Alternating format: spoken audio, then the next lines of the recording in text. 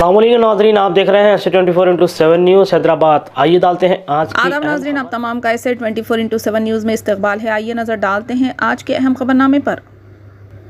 दंगल की छोटी बबीता 19 साल की उम्र में आमिर खान की को स्टार ने तोड़ा दम। फिल्म दंगल में आमिर खान की छोटी बेटी का रोल अदा करने वाली सुहानी भटनागर ने बेहद छोटी उम्र में दुनिया को अलविदा कह दिया है। महज 19 साल की उम्र में आमिर खान की को स्टार की मौत हो गई।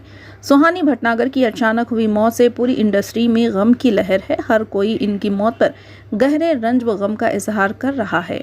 दवाइयों के रिएक्शन ने ली है सुहानी की जान। रिपोर्ट्स के मुताबिक कहा जा रहा है कि गुज़िश्ता कुछ दिनों से सुहानी भटनागर फरीदाबाद के हॉस्पिटल में दाखिल थी और वहां पर इनका इलाज चल रहा था। खबर है कि कुछ वक्त पहले सुहानी के पैर में फ्रैक्चर हुआ था और इसके लिए वो दवाइयां ले रही थी, लेकिन इन दवाइयों ने रिएक्शन कर दिया और सुहानी भटनागर के पूरे जिस्म में पानी भर गया। दवाइयों की रिएक्शन की वजह से गुज़िश्ता शाम सुहानी ने दुनिया को अलविदा कह दिया। हफ्ते को दिल्ली में ज़खीरा फ्लाई ओवर के करीब मालगाड़ी की 10 विघ्ने पटरी से उतर गई। वाक़े की इत्तला मिलते ही रेलवे पुलिस और फायर डिपार्टमेंट की टीम मौके पर पहुंच गई और रेस्क्यू ऑपरेशन शुरू किया।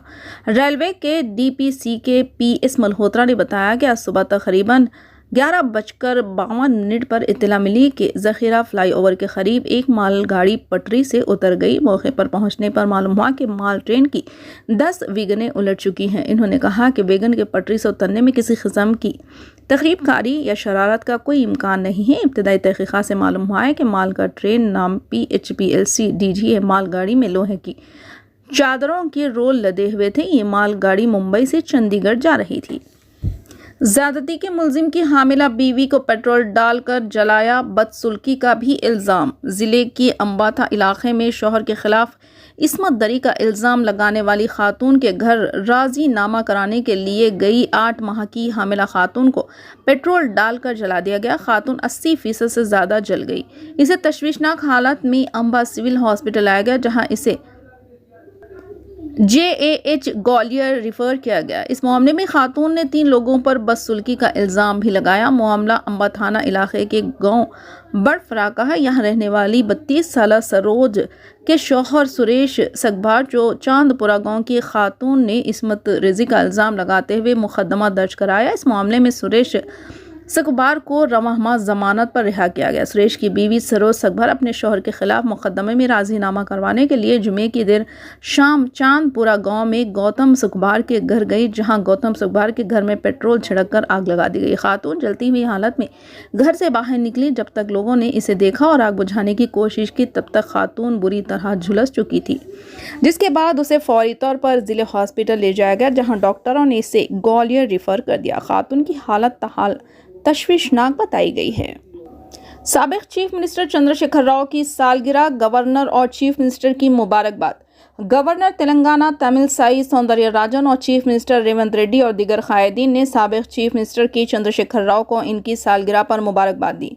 कानून साज असम्बली में रेवंत रेड्डी ने यह मुबारकबाद देते हुए कहा कि साबिक चीफ मिनिस्टर की चंद्रशेखर राव ने 40 साल तक रियासती और मरकजी सियासत में अपना अलग किरदार अदा किया है। वज़ीर आला ने कहा कि वो चाहते हैं कि चंद्रशेखर राव रियासत की तामीर नौ में अपोजिशन लीडर का किरदार मौसर तरीके से अदा करें। इन्होंने इनकी सेहत कामिला के लिए भी नेक तमन्नाओं का इजहार किया।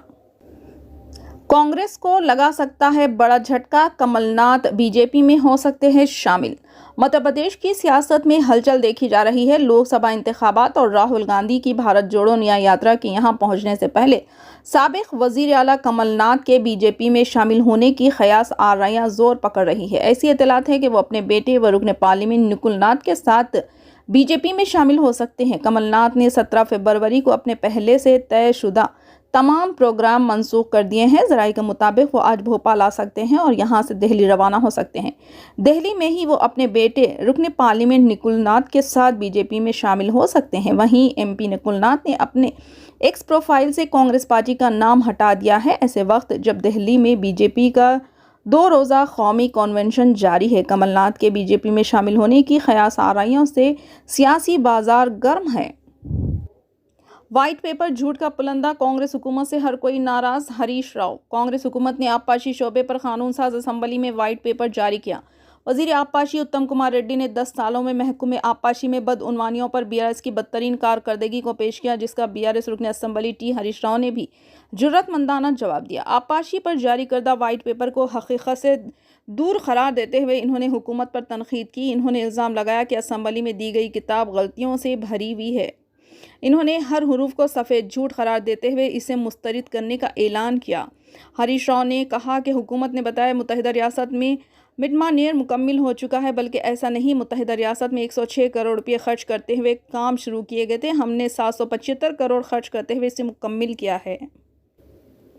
कांग्रेस हुकूमत कास्ट सर्वे के लिए गैर संजीदा। कविता बीआरएस की एमएलसी के कविता ने आज रियासत को कांग्रेस हुकूमत पर इल्ज़ाम आयद किया कि वो ज़ात पात पर मुबनी कास्ट सर्वे करने के लिए संजीदा नहीं है। यही वजह है कि हुकूमत ने कानूनी जवाज़ के बगैर असेंबली में सिर्फ करारदाद मंजूर करने पर इक्तफा किया है। तेलंगाना कानून साज असेंबली में कास्ट सर्वे से मुतालिक जो करारदाद मंजूर की गई, इसका मकसद आवाम को झूठी तसल्ली देना है। साबिक़ वज़ीर आला के चंद्रशेखर राव की दुख्तर के कविता ने एक्स पर पोस्ट करते हुए कहा कि क्या हुकूमत ये नहीं जानती कि कानूनी जवाज़ के बगैर ये सर्वे कोई मायने नहीं रखता। इन्होंने हुकूमत से पूछा कि आया बिहार और कर्नाटक के तजुर्बात पर क्यों अमल नहीं किया जा रहा। इन्होंने रियासत की कांग्रेस हुकूमत से मुतालबा किया कि वो कास्ट सर्वे के लिए फौरी कानून साजी करें।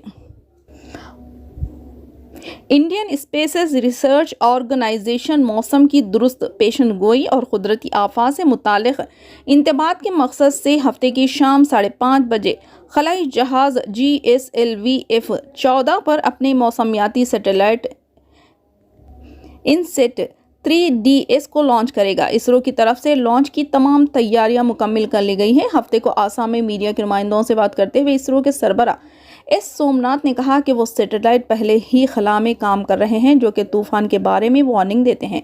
ये इसी सिलसिले का एक सैटेलाइट है जो तूफान की वार्निंग, बारिश की पेशगोई, आबो हवा और मौसम के बारे में दुरुस्त मालूमात फराहम करने में मददगार साबित होगा। ओपनर बेन डक की शानदार सेंचुरी इनिंग की बदौलत इंग्लैंड ने अपनी पहली इनिंग में 319 रन बनाए। बेन डक ने 151 गेंदों पर 23 चौकों और 2 छक्कों की मदद से 153 रनों की शानदार सेंचुरी खेली। डक के अलावा कप्तान बेन स्टोक्स ने 41 और ओली यूप ने 39 रन बनाए। पहली इनिंग की बुनियाद पर भारत को 126 रन की बढ़तरी हासिल हो गई। भारत ने पहली इनिंग में 445 रन बनाए। जैक कैरोली और बेन डक ने इंग्लैंड को पहली इनिंग में मजबूत आगाज फराहम किया। दोनों ने पहली विकेट के लिए 89 रन जोड़े। इस स्कोर पर रविचंद्रन अश्विन ने क्रावली को आउट करके हिंदुस्तान को पहली कामयाबी दिलाई। नाज़रीन, आप देख रहे थे इससे 24/7 न्यूज़ का खास खबरनामा। चैनल को लाइक करें, शेयर करें और सब्सक्राइब करना ना भूलें।